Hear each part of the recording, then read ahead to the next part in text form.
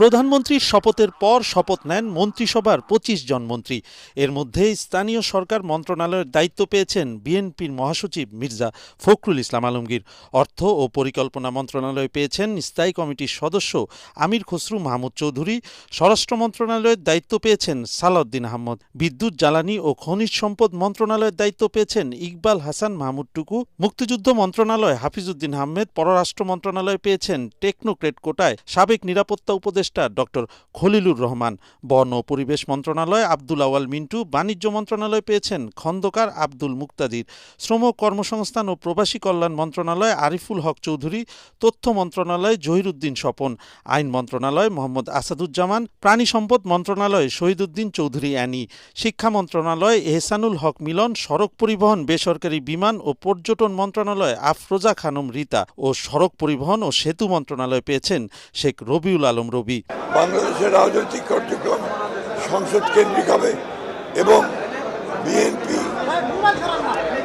সংখ্যাগরিষ্ঠ দল হিসেবে জাতিকে ইচ্ছিত লক্ষ্যের দিকে নিয়ে যাবে রাজনৈতিকভাবে এবং অর্থনৈতিকভাবে।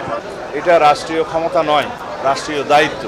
আমরা এই দায়িত্বের বোঝা যাতে বহন করতে পারি সেজন্য আমরা সহযোগিতা চাইব সকলের। এই জাতির ঐক্যটাকে ধরে রেখে এই ঐক্যকে শক্তিতে পরিণত করে অলিগার্কিক ইকোনমি হইতে সেখান থেকে বেরিয়ে আমরা চাই অর্থনীতিতে সকলে যাতে অংশগ্রহণ করতে পারে এবং অর্থনীতির সুফল যাতে বাংলাদেশে সকলে পায়। আমাদের বন্ধু থাকবে কিন্তু কোনো প্রভু থাকবে না। আমাদের প্রধান চেষ্টা হবে এই দেশের নাগরিক যেন মাথা উঁচু করে চলতে পারে, তাদের যেন আর ভয়ের আবহে বসবাস করতে না হয়। শপথ নেওয়া ২৪ জন প্রতিমন্ত্রীর মধ্যে বেসরকারি বিমান পরিবহন ও পর্যটন মন্ত্রণালয়ের দায়িত্ব পেয়েছেন এম রশিদুজ্জামান মিল্লাত। বিদ্যুৎ, জ্বালানি ও খনিজ সম্পদ মন্ত্রণালয় অনিন্দ ইসলাম অমিত। বাণিজ্য মন্ত্রণালয় শরীফুল আলম। পররাষ্ট্র মন্ত্রণালয় শামা ওবায়েদ। কৃষি মন্ত্রণালয় সুলতান সালাউদ্দিন টুকু। ভূমি মন্ত্রণালয় ব্যারিস্টার কায়সার কামাল। যুব ও ক্রীড়া মন্ত্রণালয় আমিনুল হক। সড়ক পরিবহন ও সেতু মন্ত্রণালয় হাবিবুর রশিদ হাবিব। অর্থ মন্ত্রণালয় জুনায়েদ সাকি। শ্রম, কর্মসংস্থান ও প্রবাসী কল্যাণ মন্ত্রণালয় নুরুল হক নূর।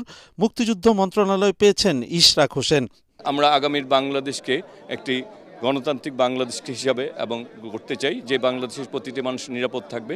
আজকের দিনে একটি ঐতিহাসিক দিন, এই জন্য আমি মনে করি আজকের দিনে বাংলাদেশের জনগণের হাতে বাংলাদেশের ক্ষমতা ফিরে গেছে। আশা করি মাননীয় প্রধানমন্ত্রী জনাব তারেক রহমানের নেতৃত্বে যে সরকার গঠিত এবং এই পুরো সংসদ শহীদদের যে আকাঙ্ক্ষা, সেই আকাঙ্ক্ষা পূরণে তাদের সর্বাত্মক চেষ্টা করবে। বহু মানুষের ত্যাগ, রক্ত, জীবনের বিনিময়ে আজকে আমরা এই দিনটা পেয়েছি। আমি চাই যে এই দিনটা যেন কোনোভাবে ব্যর্থ না হয়।